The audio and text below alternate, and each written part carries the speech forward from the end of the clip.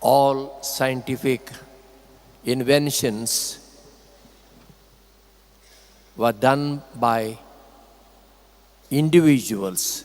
It begins with one man or woman, and later on others improve upon them. Now we use electric bulbs.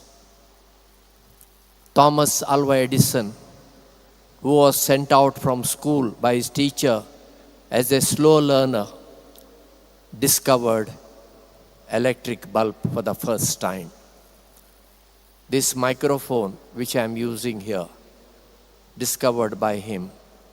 Tape recorder, discovered by him. Telephone was discovered by Graham Bell.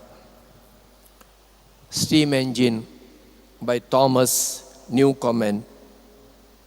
Radio by Marconi. Mobile, which all of us use, discovered by Martin Cooper. TV, John Bade. Computer, Charles Babbage.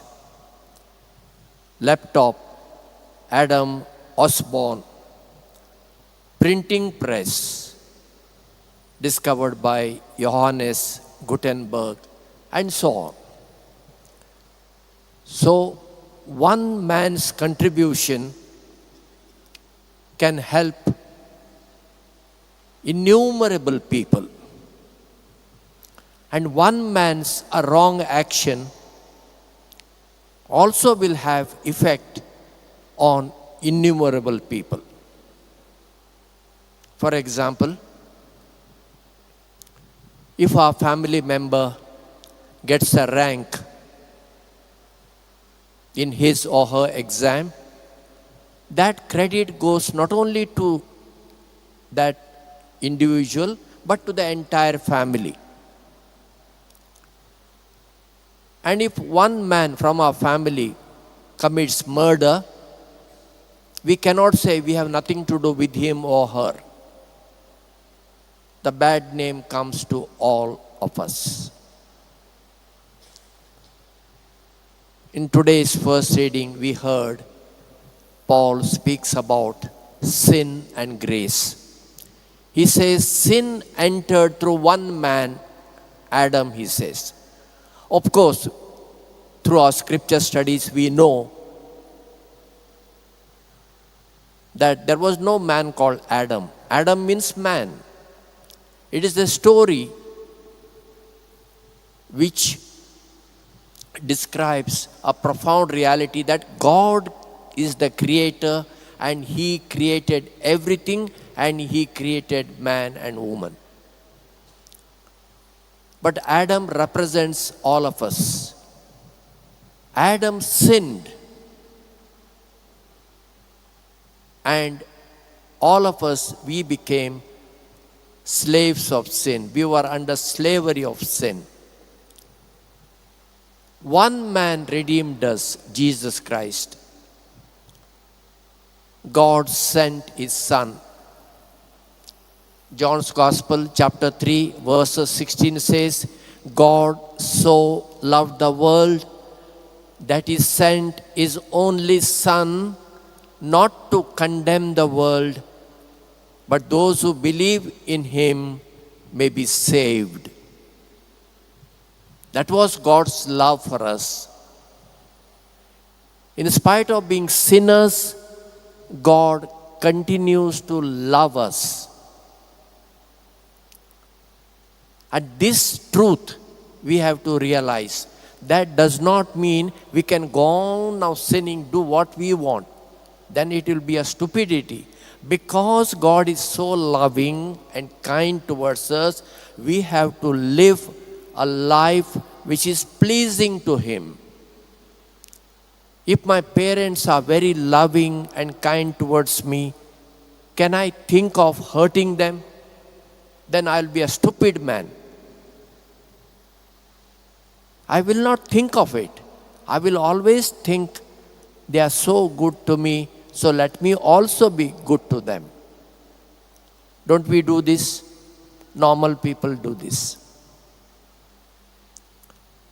So through Adam, the sin entered the world, and salvation and grace entered through Jesus.